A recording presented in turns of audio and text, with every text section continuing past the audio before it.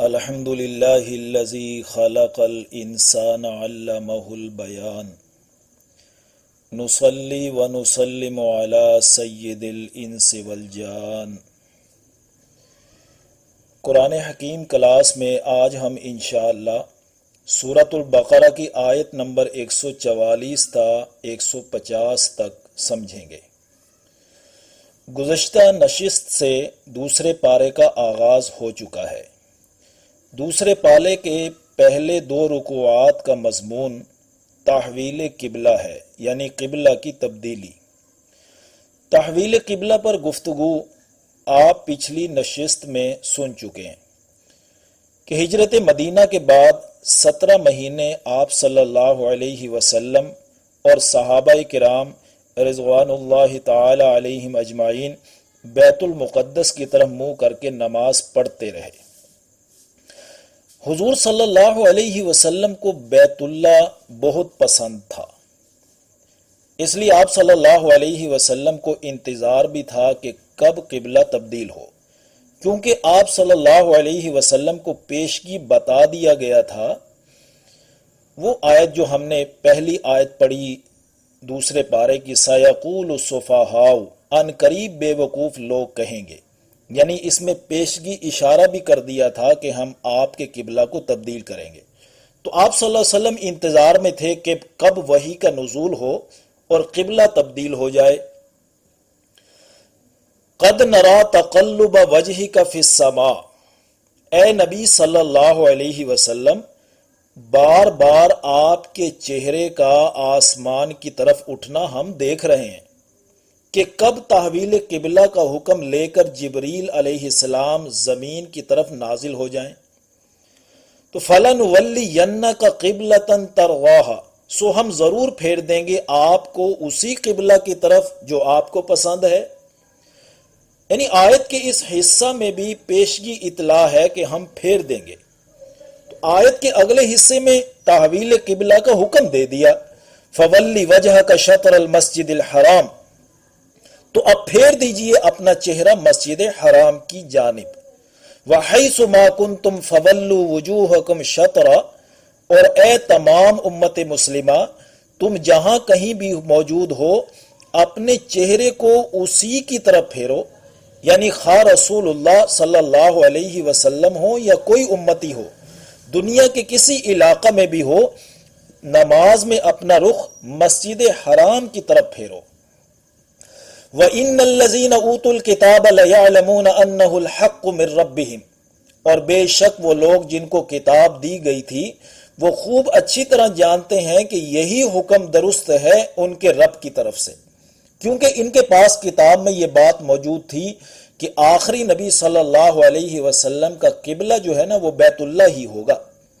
تو بنی اسرائیل کی طرف سے مخالفت کا بازار گرم کرنا یہ حق سے چشم پوشی ہے۔ وَمَا اللَّهُ بِغَافِلٍ عَمَّا يَعْمَلُونَ، اور جو کچھ وہ کر رہے ہیں اللہ تعالیٰ اس سے ہرگز غافل نہیں ہے، یعنی اہل کتاب کی مکاری اور حق پوشی سے غافل نہیں ہے، ضرور باز پرس کریں گے اللہ تعالیٰ۔ وَلَئِنْ أَتَيْتَ الَّذِينَ أُوتُوا الْكِتَابَ بِكُلِّ آيَةٍ مَا تَابِعُوا قِبْلَتَكَ، اور اگر آپ ان اہل کتاب کے سامنے ہر قسم کی نشانیاں لے آئیں تب بھی یہ آپ کے قبلے کی پیروی نہیں کریں گے، کیونکہ ان کا انکار اس وجہ سے تو ہے نہیں کہ انہیں حق واضح نہیں ہو رہا، بلکہ ان کا انکار دلی حسد اور عناد کی وجہ سے ہے۔ وَمَا أَنْتَ بِتَابِعٍ قِبْلَتَهُمْ، اور اب آپ بھی ان کے قبلے کی پیروی کرنے والے نہیں ہیں کیونکہ آپ کے سامنے حق واضح ہو چکا ہے۔ وَمَا بَعْضُهُمْ بِتَابِعٍ قِبْلَةَ بَعْضٍ، اور نہ ہی وہ ایک دوسرے کے قبلے کی پیروی کرتے ہیں، یعنی یہ اہل کتاب یہود و نصارہ ضد و عناد میں اتنا آگے بڑھ چکے ہیں، خود آپس میں بھی ایک دوسرے کے قبلے کی پیروی نہیں کرتے۔ یہودی بیت المقدس کے مغربی حصے کی طرف رخ کرتے ہیں اور نصارہ بیت المقدس کے مشرقی حصے کی طرف رخ کرتے ہیں، یعنی جس جگہ پر حضرت مریم علیہ السلام نے اعتکاف کیا تھا۔ سورہ مریم کی آیت نمبر 16 میں جا کے دیکھیے، وَاذْكُرْ فِي الْكِتَابِ مریم، یاد کیجئے کتاب میں، تذکرہ کیجئے کتاب میں حضرت مریم علیہ السلام کا، اذ انتبذت من اہلہا مکانا شرقیا، جب وہ کنارہ کش ہو کر اپنے گھر والوں سے معتکف ہو گئی تھی مشرقی گوشہ میں۔ تو اس نسبت سے نصارہ نے مشرقی گوشہ کی طرف رخ کر لیا، اس کو اپنا قبلہ بنا لیا۔ تو جب ان دونوں یہود و نصارہ کا قبلہ ایک ہونے کے باوجود پھر بھی ایک دوسرے کی مخالفت کرتے ہیں، تو آپ صلی اللہ علیہ وسلم کے قبلے کی پیروی کرنا تو ان کے لیے زیادہ بھاری کام ہے۔ وَلَئِنِ اتَّبَعْتَ أَهْوَاءَهُمْ، اور بالفرض محال اگر آپ صلی اللہ علیہ وسلم ان کی خواہشات کے پیچھے چلیں، من بعد ما جاءک من العلم، اس کے بعد بھی کہ جو آپ کے پاس علم آ چکا، انک اذا لمن الظالمین، تو بے شک آپ بھی ظالمین میں سے ہو جائیں گے، نعوذ باللہ من ذالک۔ اب اگلی آیت میں یہ وضاحت فرمائی جا رہی ہے کہ اہل کتاب حضور صلی اللہ علیہ وسلم کو پہچان چکے تھے کہ یہی وہ رسول ہیں جن کی پیشن گوئیاں ہماری کتاب تورات میں موجود ہیں۔ دیکھیے آیت، الذین آتیناہم الکتاب یعرفونہ کما یعرفون ابناءہم، جن لوگوں کو ہم نے کتاب دی وہ اس رسول صلی اللہ علیہ وسلم کو ایسے پہچانتے ہیں جیسا کہ وہ اپنے بیٹوں کو پہچانتے ہیں، یعنی کوئی ابہام نہیں ہے، کوئی کنفیوژن نہیں ہے۔ لیکن وَإِنَّ فَرِيقًا مِّنْهُمْ، اور بے شک ان میں سے ایک فریق ایسا ہے، لَيَكْتُمُونَ الْحَقَّ وَهُمْ يَعْلَمُونَ، جو ضرور حق کو چھپاتے ہیں حالانکہ وہ جانتے ہیں کہ یہ سب حق ہے اور سچ ہے۔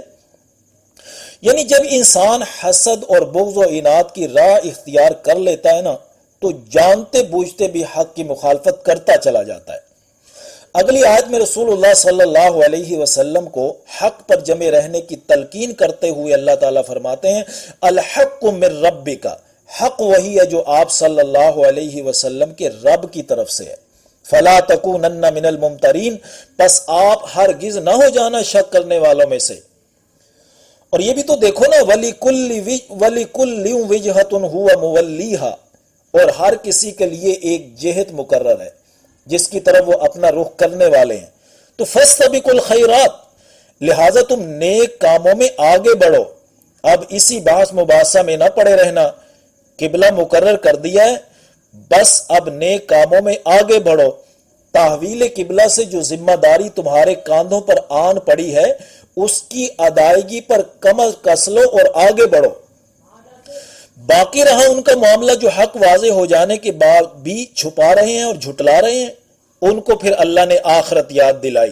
دیکھیے اگلا حصہ آیت کا، اینما تکونوا یأتی بکم اللہ جمیعا، جہاں کہیں بھی تم ہوگے نا اللہ تعالیٰ تم سب کو لے آئے گا۔